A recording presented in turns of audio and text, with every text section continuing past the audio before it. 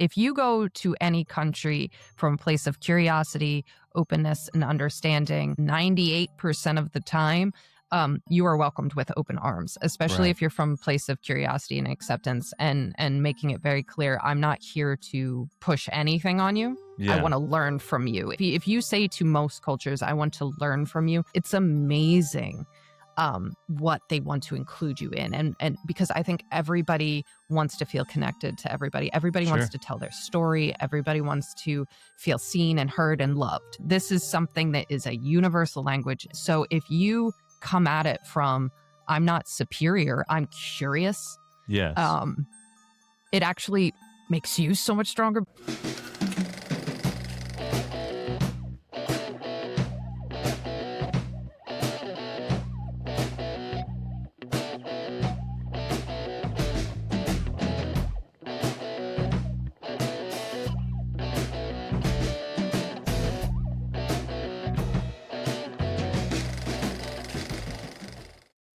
Today, we're joined by Morgan DeNicola, a philanthropic leader, advocate, and global citizen whose work bridges service, diplomacy, and community impact. Morgan comes from a family deeply invested in building up people and places, from philanthropy and education to sports and community development in Pennsylvania. Through her work with the DeNicola Family Foundation and her own outreach initiatives, Morgan focuses on turning compassion into action and building meaningful connections across cultures. We're excited to explore her story, her mission, and the impact. Morgan, welcome to the show. Thank you. I'm very excited to be here. So, Morgan, we were talking before we started recording, lots of different things that you're involved with, not only with the family and the foundation, but just for the audience who may not be familiar with the DeNicola family name, can you tell us a little bit about your background and upbringing within the family? Yeah, absolutely. I grew up in a family of serial entrepreneurs. So from a very young age, I remember on weekends, my parents saying, we have to go into the office. They were always in the office. So me and my brother actually grew up playing in offices with the wheelchairs and the fax machines and intercoms and all of that. So we grew up seeing our parents working 24/7 to build multiple businesses. And from there, I went off to college to get a special education degree that I never ended up going into teaching. I ended up coming back home and going into marketing with my parents' companies, and had a moment where I realized business wasn't quite for me, even though my parents had all different types of businesses.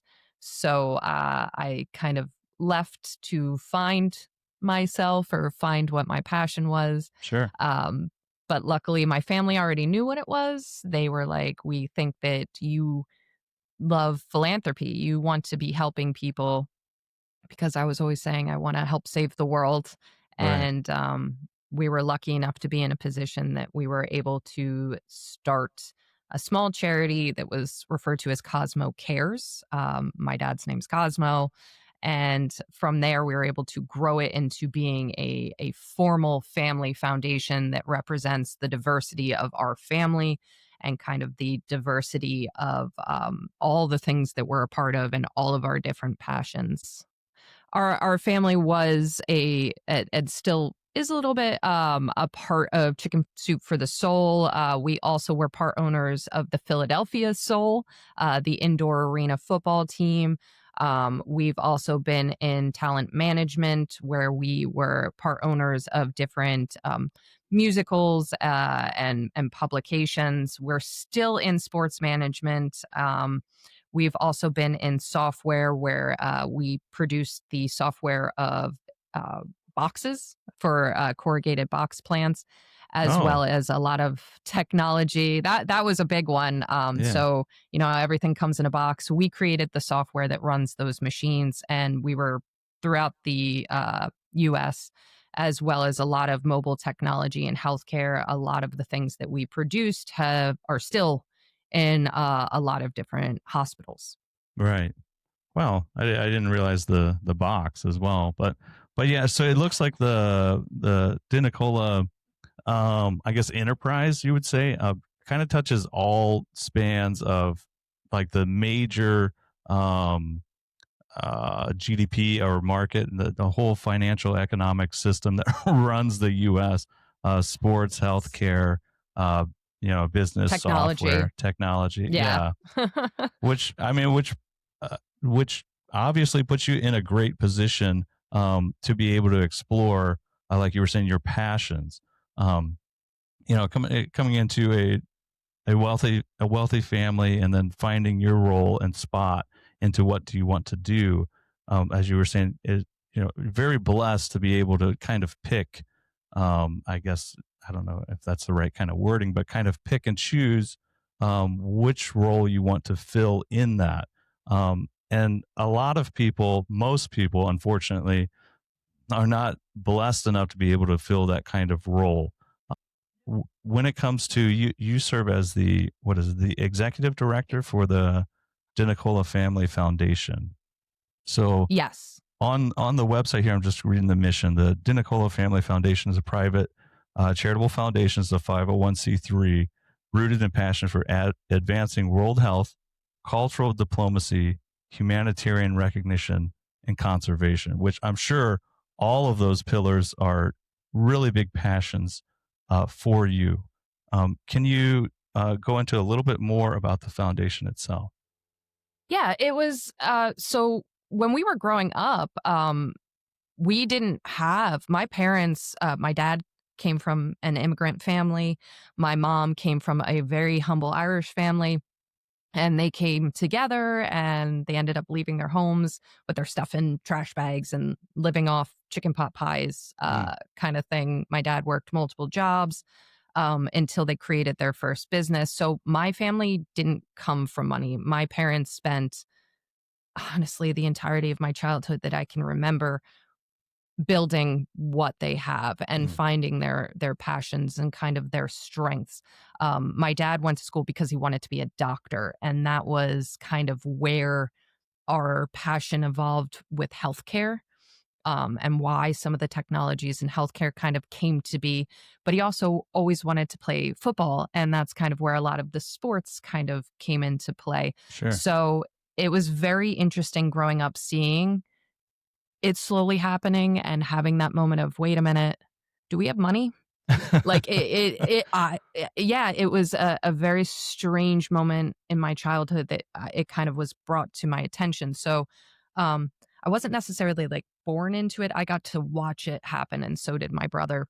Right. But we were very lucky to be able to then kind of decide, do we want to stay with this or do we want to go off and do our own thing, and to have a family that could completely support what it was that you wanted to do is an insane blessing. And but it was instilled in me at a very young age as my parents started to get successful that they were always helping everybody around them, and they were always saying the importance of the people that were around them to help them build this, and how it what it meant to take care of the people around you and your family.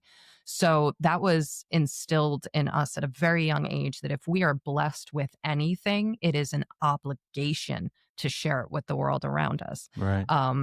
And so when I was trying to figure out what I wanted to do, they knew, because at a very young age, I was already doing that. I was already sharing everything that I had. I was already wanting to help anyone I came across. I had um, an immense amount of empathy for anybody that I came across. So when we realized that I wanted to be in philanthropy, before I realized what that meant, Mm, um, our my family was just like, "Let's do it. You have a passion for it. You have a brain for it.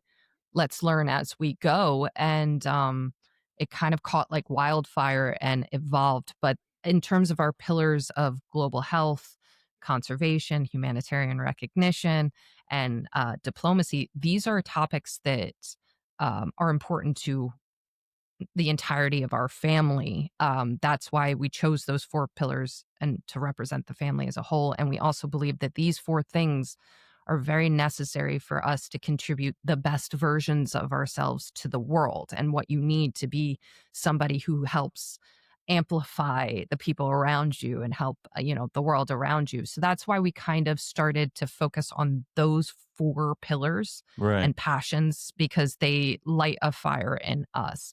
Um, and really, the humanitarian recognition was kind of where it started from, because we had that connection with the arena football team and with other sports agencies. My dad realized he wanted to start giving out awards to NFL players and players involved in football, as well as front staff and coaches, to start acknowledging these people that are doing incredible work. So that was kind of the first humanitarian recognition that we started to do with Lee Steinberg, very famous sports agent.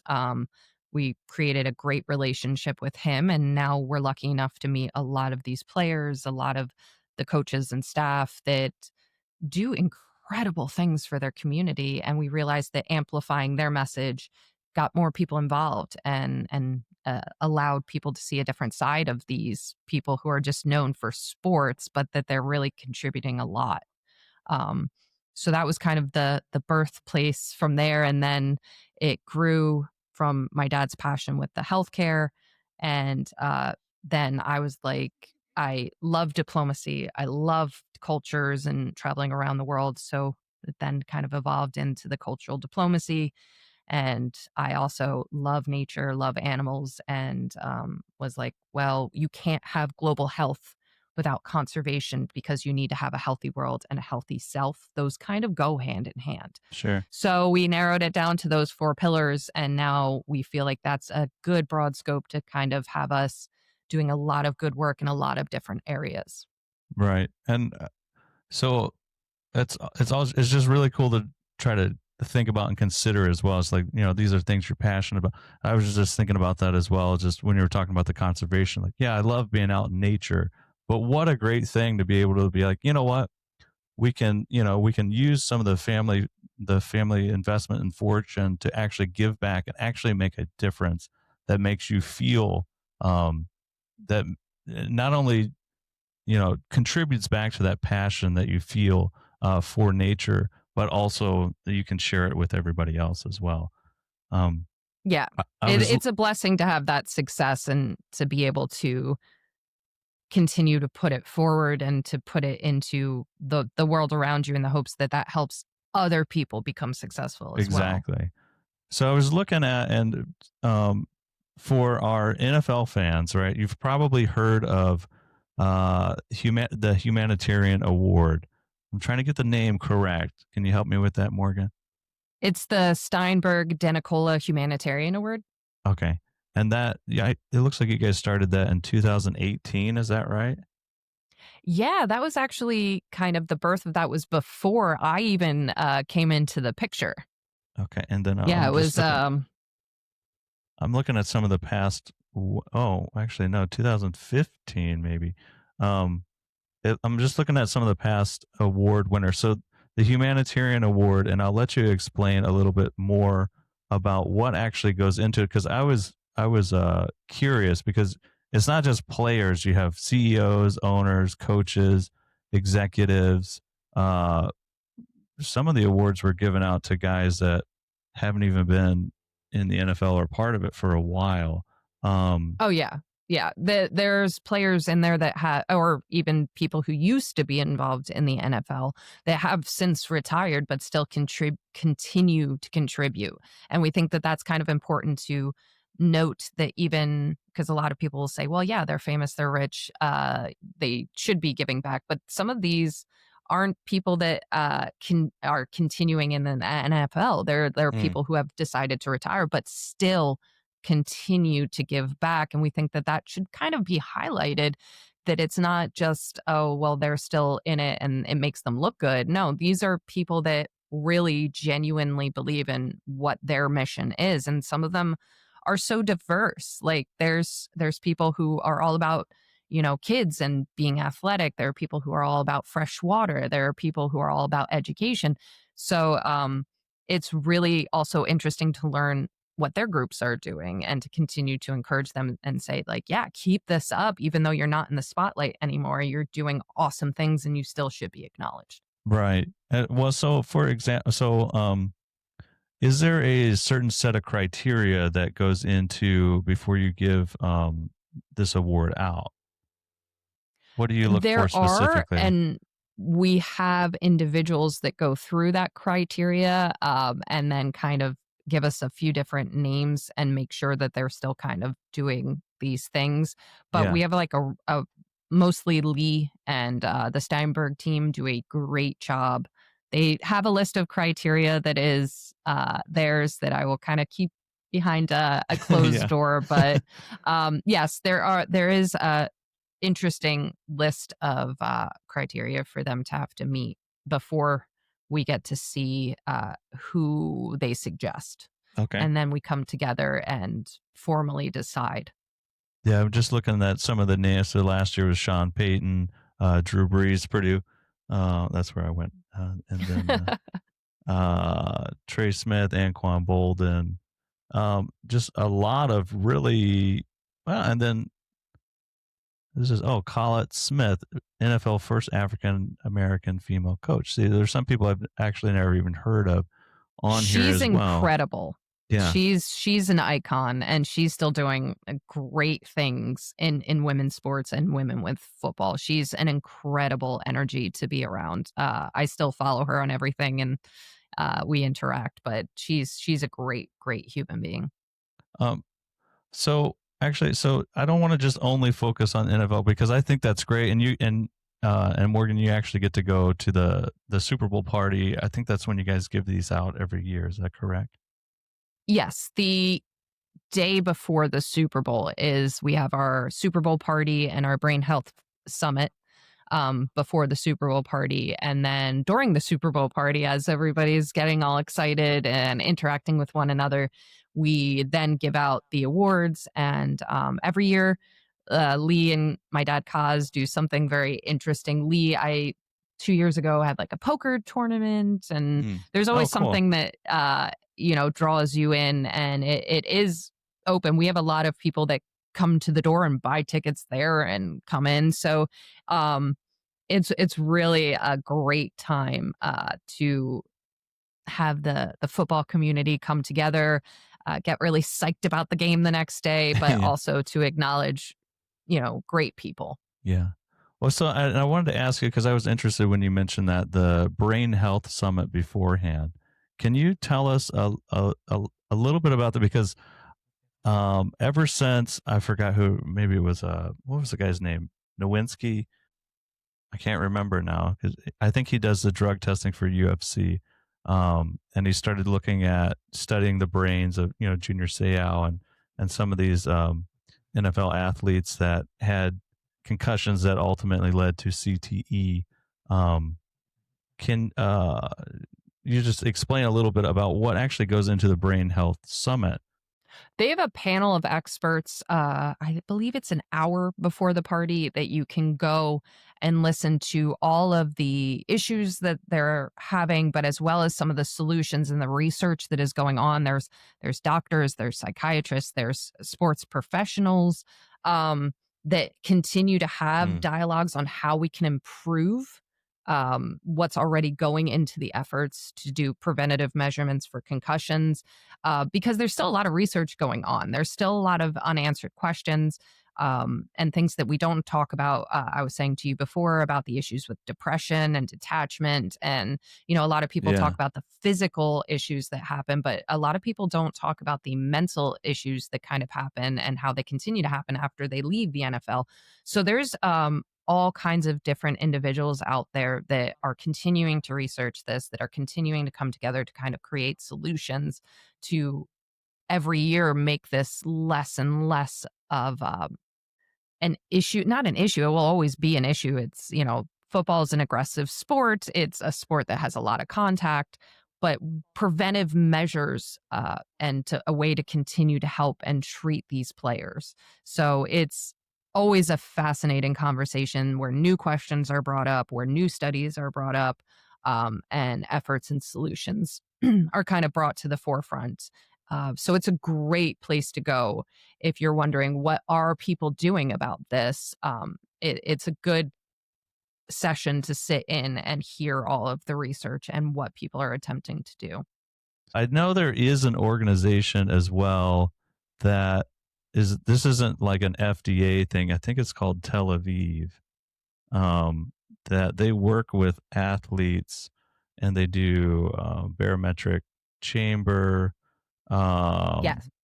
training and things like that, as well as like brain exercises to try to speed up recovery. So I don't know if you're familiar with that, but Yeah, one of the things we also have done, I'm trying to remember if we're going to have it again this year, but I know 2 years ago we also had a lot of that technology there on site for the Super Bowl party. So you could oh, actually go cool. through and see some of the chambers. You could see some of the helmets and the ways that they do try to scan the brain and get a little bit more information. Because for me, that I didn't understand a lot of that stuff, and being able to see the equipment and having these different Mm, groups that are making these advancements, that are trying to figure it out, or maybe they're a new group that's coming out with a new technology that will hopefully help right. these things.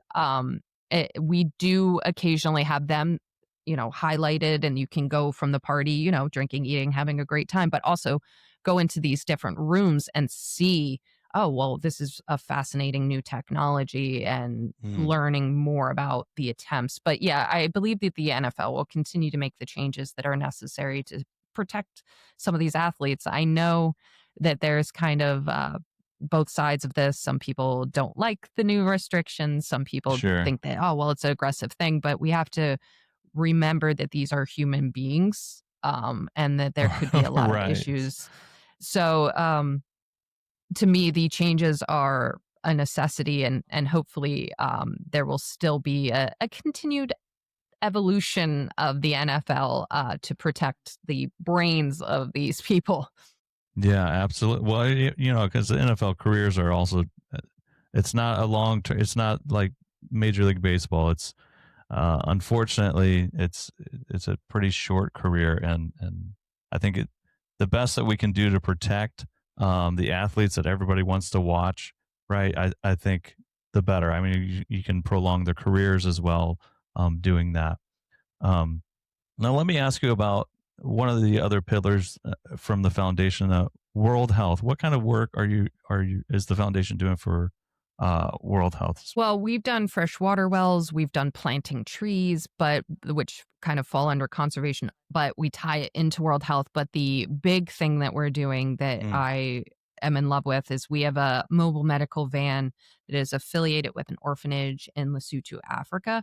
And what that was doing initially was bringing malaria netting, aspirin, your very basic medical care to these remote villages that didn't have any kind of medical care, and to kind of give them basic knowledge on preventative measures that they can be taken. But now the evolution of the mobile medical van will be bringing vaccines to a lot of these places, to try to get in front of a lot of the issues that aren't really issues here in the United States, but are sure. a lot more of a difficult thing to kind of battle in other places in the world. So we have our mobile medical van. There's potential talk for us to do more of those, where hopefully we'll be able to get more vaccines to different places, or basic medical care. But we're also, we've done a lot of things with American Thoracic Society, where we've paid for people around the world to come to conferences where they've been able to show their work and what they're doing, that wouldn't have been able to afford to come to different places of the world, just showcase whatever it is that they're studying. So our attempt is to get these incredibly intelligent people from around the world that aren't able to show, like, this is my research, this is something that I've discovered, to Mm, places where they can showcase their work and try to get new solutions, new voices, new research, at the forefront of a lot of different issues like cancer, or anything to do with the lungs. So that's another thing that we do in terms of world health, is we're trying to amplify people who are doing these studies to get them to in front of the correct people. and so with the with the van, so uh, are you partnering with any medical group specifically when doing this? No, we well, not initially. The ownership of the van is actually through the orphanage. Well, it's ours, but it's through the orphanage. So they are the ones that are finding the nurses and the doctors and making sure that because they're the boots on the ground. They can see these individuals. They can see, where they've Right. come from and what they're doing. So we don't have a specific group that we're working with right now. It's kind of our thing, and whoever we partner up with on the ground who house the vehicle, who can do the day-to-day maintenance on the vehicle Hmm. and things of that nature, and actually interview these nurses and doctors in their own language. But no, we don't have a specific partner in terms of that. Okay, so and this was, I thought you mentioned, was is this in Rwanda or just parts of Africa? No, this is in Lesotho. I have been to Rwanda, but the mobile Lesotho. medical van is in Lesotho. Are you involved with all of the logistics after that as well? I was curious about that because I was trying to trying to figure that out of The how that would actually work. the first time we did it, it was definitely a learning experience because it sounds like a great idea. It sounds like something that we Sure. seems easier to do than it is, but you do need to know the culture, the laws and the rules there. Mm, You need to right. have the people you trust and the boots on the ground at that location. So you do need partners there, but established partners, people who know the laws to a T, people who know the rules to a T, and other people that are willing to donate some supplies, donate time. So you need a lot of partnership there, and you need a lot of knowing that you're gonna mess up, knowing that there's gonna be mistakes and that you have to kind of keep learning as you go because of cultural differences Sure. or differences in the rules, and regulations. So the first time we did it, we learned a lot. We learned a lot, but in terms of the, Yeah, like, I'm sure. applications and the in terms of the applications and the day-to-day involvement, we are not in the day-to-day involvement. We have individuals that check in once a year to kind of tell us where Mhm. it's at. We have them send us a list of the villages, the amount of times, the amount of travel times, so that way we can see where the supplies are going, how frequently they're going out, um, and start to kind of predict it for the next year. Um, but in terms of the day to day, we're not capable of overseeing the Mhm. day to day in a foreign country. So you have to have a good staff that you trust that will stay on top of it. And then the kind of Right. rule of thumb for us was if you don't meet certain criteria, might not renew for another 4 years. So it's kind of keeps them um, to Right. a standard level, and then to continue to keep checking in, and making sure everybody's doing what they should be doing. But most people are doing it out of the kindness of their hearts. Most people are doing it Right. because they love it and they want to be doing it. So it's about finding those people that you can really know that their passion and their heart are in it. So you're with the right people.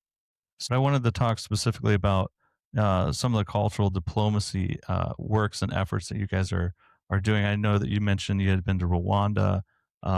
You get to meet President Bill Clinton.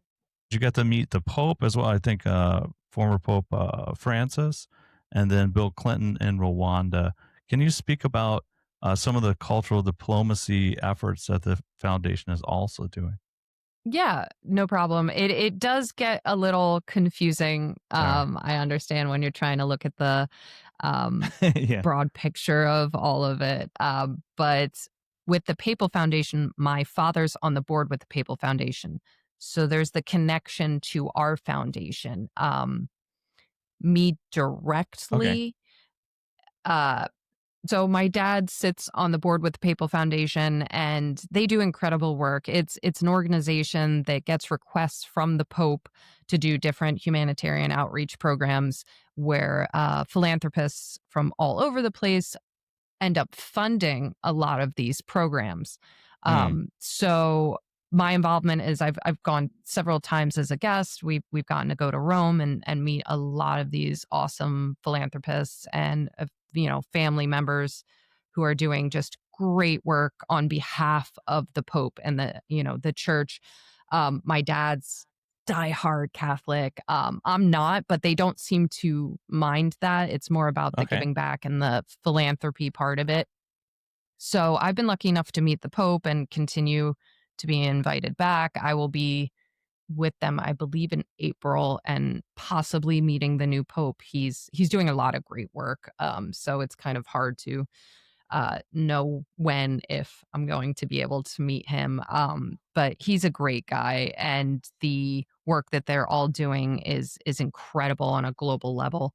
Um, Hmm. but that's more my father's kind of baby that me and my dad work hand in hand in everything that we do. Even if we do different things, we're constantly consulting one another and seeing the best way to do these things. Because he comes at it from more of that business mentality, and I come at Right. it from more of a, you know, um, global citizen, sociological kind of perspective. So we work together to kind of merge those worlds. And then when I was in Rwanda, I'm the vice chair of an NGO called the Humpty Dumpty Institute. And we do all kinds of programs with Congress and the Senate and US based embassies on foreign land. Hmm. So we cultivate different dialogues with kind of stakeholders and decision making to trying to have conversations take place that might be a little bit more difficult to resolve issues or potentially learn from issues that have occurred to prevent them from happening in different places of the world. Okay. That's personally what I absolutely love. I love diplomacy. I love these more difficult conversations. And I've been able to bring a lot of members of Congress to different places in the world. The last one was to Rwanda for the anniversary of the Tutsi genocide, which Hmm. was where I was able to meet Bill Clinton. It was not an anticipated thing ahead of time, but we heard he was going to be there, and I was there with members of Congress, so they were like, "Do you want to meet him?" And I said, "Absolutely, I want to meet Yeah, for him." sure. I mean, there were leaders from all around the world in Rwanda to remember these individuals that died in a very horrific way, Hmm. and for us to come together to learn from this and how Rwanda has done a beautiful job of rebuilding since this and bringing its communities together, and it's a great learning experience for things that we should be doing to prevent it, as well as ways for communities to come together after something tragic like that really happens. So that's another aspect of our family foundation, and something that I do as well, is working with the Humpty Dumpty Institute to really cultivate these learning experiences and to continue these dialogues that might not occur if you're not kind of pushing for them to occur, but also Okay. listening to the foreign governments as well as our government on what they want to see take place. And then we create these programs where everybody gets what they're hoping for out of the visits. So that's kind of what I do. And then I go and make sure Hmm. everything is executed appropriately and by the rules of each culture and each government. Interesting. So the Humpty Dumpty Institute, um, let me, I don't know if I had this on here. Help us understand this a little bit more. Okay, so do you kind of work? So this is a lot of cultural diplomacy when we start to talk about this institution. So do you work with especially if you're going to different countries? Do you work with the UN, the leadership of the country, and then also the leaders of the HDI as well? Can Well, the just kind UN is its own kind of thing. So we right? have done programs with the UN, but when we do a lot of these cultural programs, the UN doesn't need to be involved unless it asks to be involved. Okay. But we've done a lot of like UN boot camps for younger students around the world to kind of learn what the UN does and if it's an avenue they want to go down to. So we have great connections and relationships with the different departments in the United Nations, and they're always willing to teach and to be a part of anybody who's curious. But we focus on what the US government wants, depending on who's in office and the new rules and regulations. So it's going to change. It's going to change depending on who's in charge. And then you have to kind of shift what your mission is as HDI, because we always follow the rules, because a lot of our grants come from either the US government, or it comes from, if we're doing a different type of program that has nothing to do with government and it's just a culture program, then we have donors and different grant opportunities. So it's either a culture program or a government program, so they're completely different. But HDI started out dismantling mines. That's kind of where it started, and then from there it grew into, we have art programs where we bring art students from around the world together, or food or music, and we try to expose um, the world, whether it's bringing US food, US artists, US musicians to different parts, to try to keep these relationships kind of going and to have an understanding of our culture or their culture, because I think people forget that a lot of what we do in terms of government is based off of our culture. It's based off of where we come from in our experience. And in order for us to have these abilities to navigate that and have this idea of where one another is coming from, you have to understand the culture. Sure. You can't be diplomatic without understanding where a person's coming from.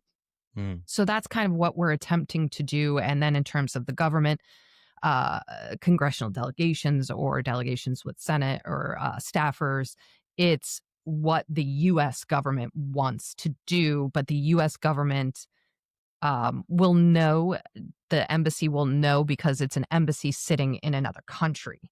So Right. that country will say to the US embassy, this is what we want to have a conversation with, or this is what we want to have a program about. And then we make sure that it's taken care of in a manner that is appropriate, and that it follows everybody's rules, depending on, again, who's in office and who's running what and what they want to see done. But it's still a lot of education. Like, I love going into these sessions, because from the moment we wake up to the moment we go to dinner, we are in sessions. We're not sightseeing.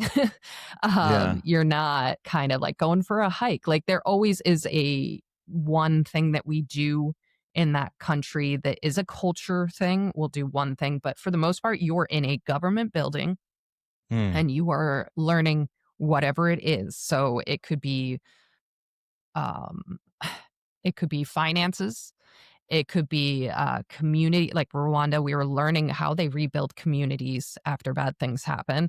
Um, it could really range depending on the program that they want. And, sometimes I'm not even allowed in the room. Sometimes they're like, no, the congressman can come in, but you Yeah. definitely can't. And I understand that. I'm like, okay, this is a closed door session, and I Right. wait in the van, Yeah. which is fine. But other times I am welcomed into those meetings, and I am constantly learning. But these are very important conversations, because we can't act appropriately, and unless we have an understanding of why everybody's standing the way that they're standing. So diplomacy and cultural diplomacy, I eat, live, breathe it. It is, of our four pillars, the pillar that I personally am the most passionate about. But it's definitely the most difficult. And I think that's why I like it. I think that's why I like it as much as I do. Right. So, well, I don't know if so some of those things, like you just mentioned, like, oh, I don't get to go through all of the doors. I don't know if that's a clearance issue or It's clearance. okay, yeah, okay, that's kind of what I was gathering from it. Because I was curious. I don't know if this is the right time to talk about that, because I was trying to figure out, some of the cultural impacts that you want to. Let's just go with Rwanda or whatever. I don't know if some of the things that want to be accomplished are, hey, we want to bring awareness to a certain issue, or hey, and a lot of people want to think about conspiracies or whatever, like, hey, we want to force this type of thing on this nation. I don't know if you can put that kind of thing to bed for us, or It's people love a good conspiracy. I know, yeah, we all And do. people, yeah, and people love to think that individuals are so much more combative and polarized than we actually are. We're a bipartisan organization. We have Republicans, Democrats, there we don't represent one side or the other. It Right, we represent all, and that's a very, very important thing for us to do, is to try to mend these ideas, us versus them. When you sit down with these people, they're people, and they're incredibly intelligent people, and there is a lot of strategy that is necessary in diplomacy, right, but it's not so much a conspiracy of strong arming one or right, another. For the most part, the individuals that go into these rooms are willing to listen to one another and learn and expand. That's why we consider ourselves still educators. Um, just trying to get people to learn from one another. But, there are certain circumstances that it is, uh, they are brought in as a uh, negotiating piece, like, hey, this is what these people want to see done. sure, Here's a perfect example, because I can talk about this because this took place years ago. The orphanage that I visited in a part of Africa that will remain nameless, um, was having issues with people coming to steal the kids out of the orphanage, to take the mm, kids back to either get married or work. And the people who were running the orphanage were getting very upset by this, because they were like, these kids need to get an education, and they need to go back to their villages in the hopes that this education continues and for generations.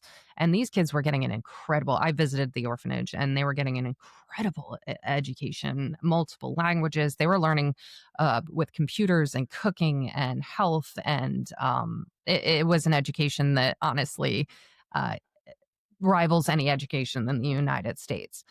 But these villagers were taking these children, and so we brought members of our government to talk to their government, to basically say, we need this to stop, and right, you need to intervene, um, because you need to make sure your children, because these are your children, get an education to bring back to the other people. And sure, it wasn't an aggressive conversation. There was no like threats. It was just more of a, this needs to get done.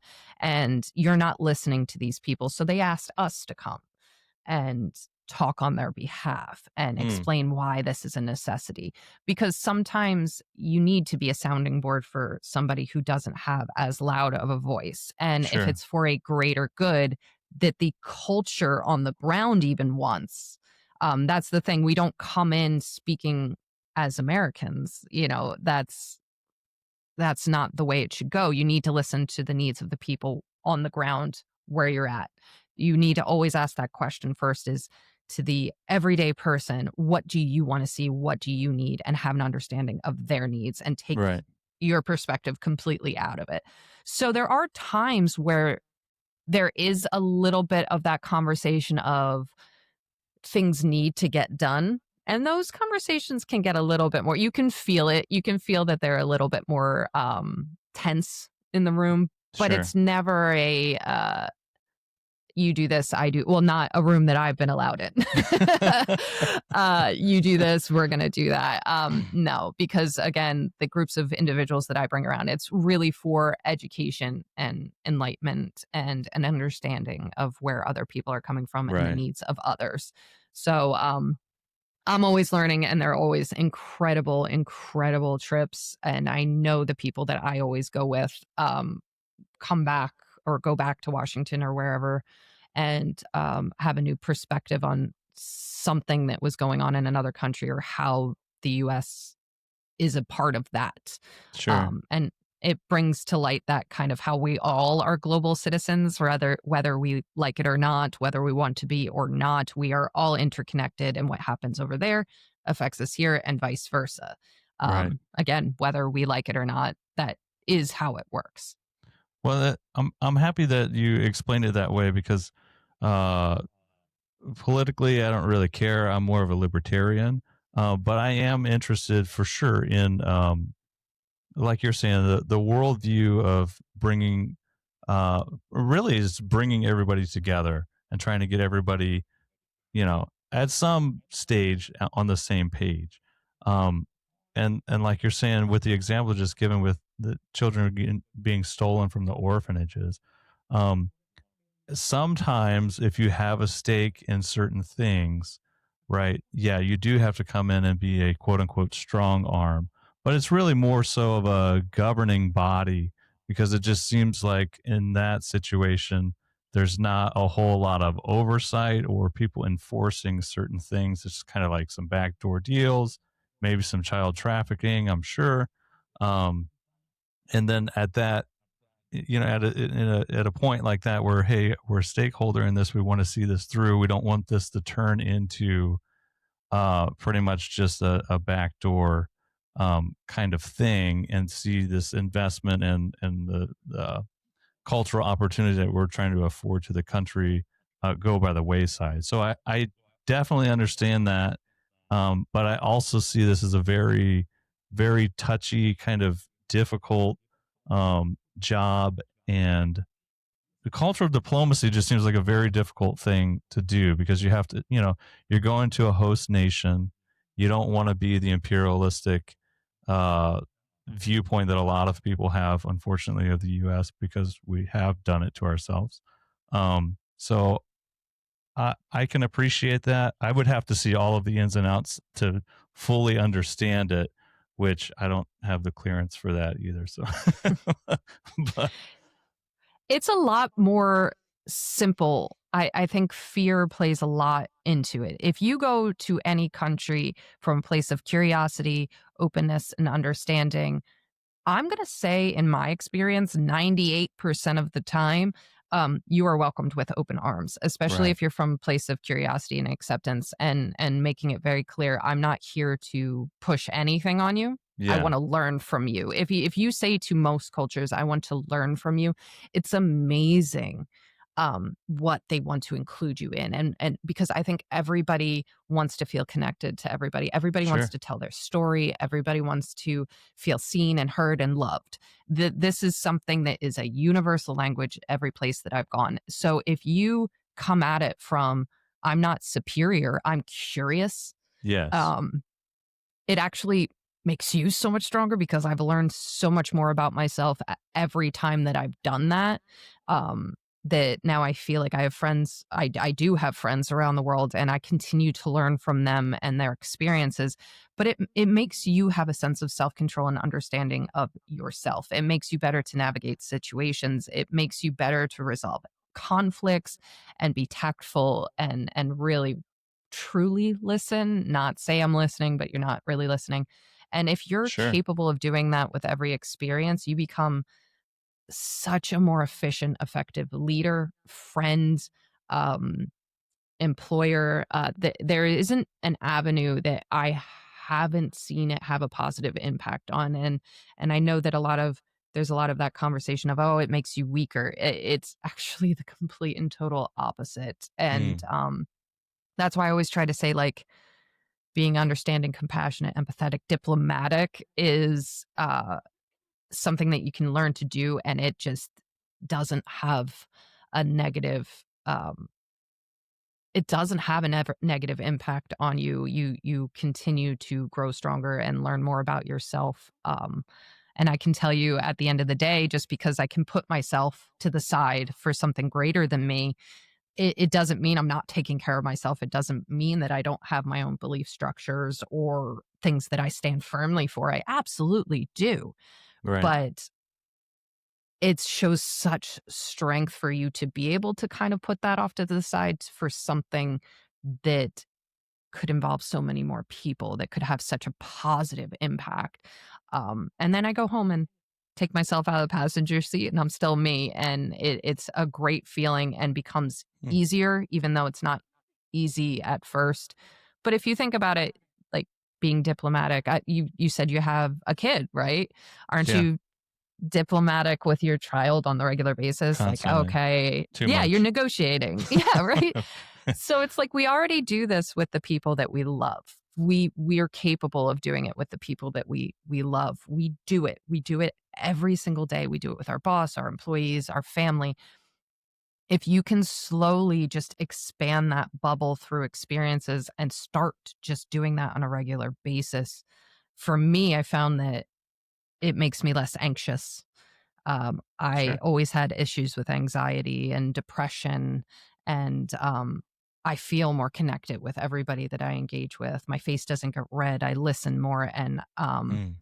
so I'm always trying to say that this is such an important practice of self, that we all should be incorporating it into our day to day activities. Yeah.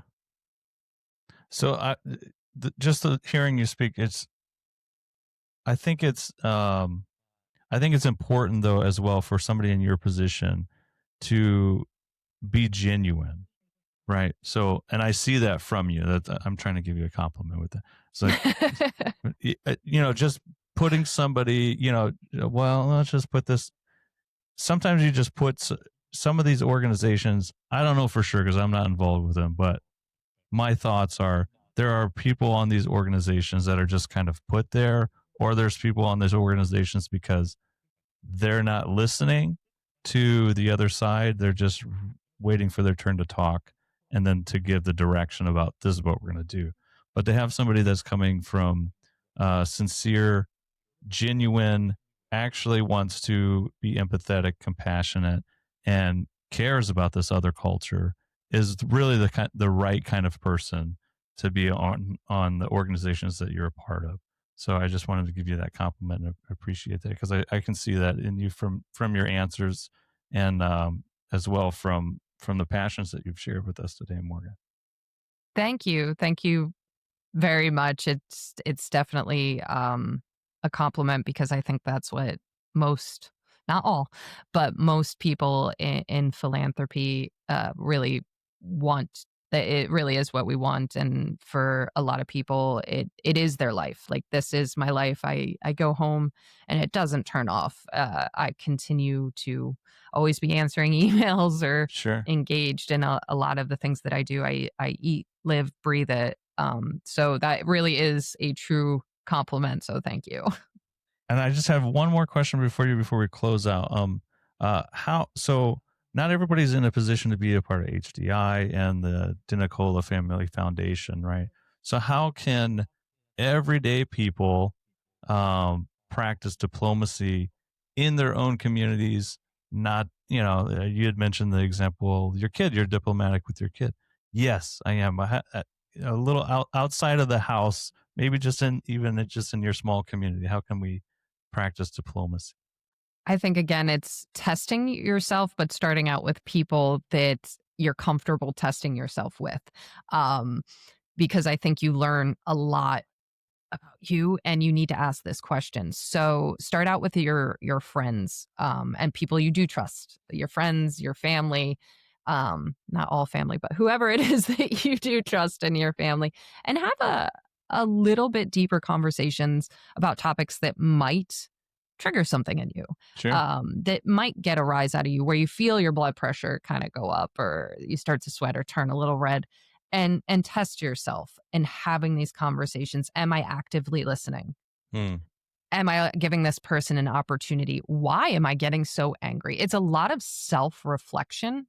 And I think we forget the personal accountability in how we respond to situations, and also to remind yourself to respond and not react. Right. Because if you ever want to connect with a person or ever make your stance clear or create effective change, it never happens when you're screaming at somebody. It Right. never happens when you're aggressive with somebody.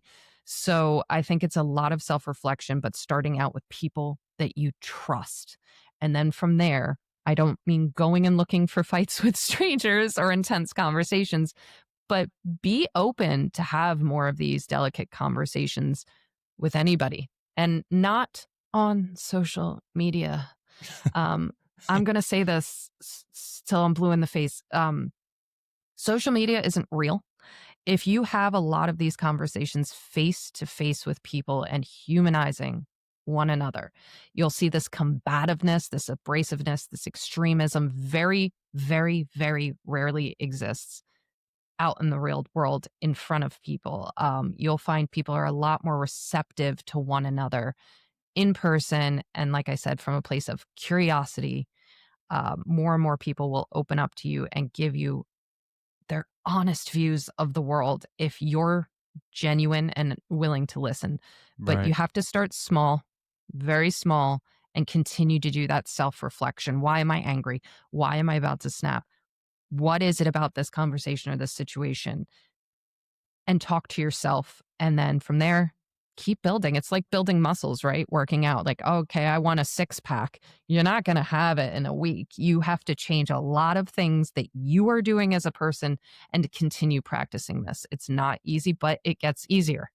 Right. The more you do it, it becomes second nature. And give yourself a month, 2 months, 3 months, and you'll find I'm happier. My blood pressure is lower. I'm Right. not snapping. I'm understanding people more. And you'll be like, wow, I feel like a stronger person with a lot more mental clarity and mental health.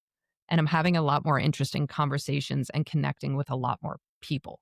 Right. So start small with people you trust, take baby steps, and do a lot of self reflection. Yeah. Well, there's a lot of things that you mentioned in there, and it brings me back to, uh, from my undergrad, I got a philosophy degree, and I think the thing that I took from that I learned the most, which you kind of just mentioned, is if you want to have um, productive dialogue with somebody, it's not an argument; it's a conversation. And if you start with 100%. somebody that you might be like-minded with, you may not have the most in-depth conversation that you learn something from. But if you start to build these skills of listening, active listening, and responding, and being empathetic and trying to see somebody's side, then you can start to have these quote unquote difficult conversations with people that don't agree with you. And then it's from those difficult conversations that I think that you actually learn the most, because you're challenging and exercising your brain to understand their point of view, as opposed to just ending uh, your conversation with them by saying, well, you're stupid and that's dumb. Because that's not how you talk to people. We're not in kindergarten anymore. Yes, 100%, 100%. But so if you guys didn't learn anything else, and I agree with you, Morgan, social media is not real. So when you're done watching this episode today, go ahead and get off of your social media and just take a break for the rest of the day and be diplomatic with your family and friends. Make eye contact with a stranger. It's amazing what can potentially happen. True. Eye contact is not evil, guys. Yeah. Most people are actually nice as well. I'm happy you brought that up. Most people are actually nice. So in closing, I just want to say, Morgan, thank you for sharing your story and your heart for service with us today.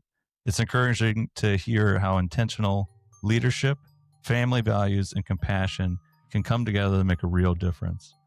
For those watching and listening, we'll have links to Morgan's work and the DeNicola Family Foundation in the show notes below. Morgan, thanks for joining us today, and may God bless you in your work. Thank you. Thank you so much.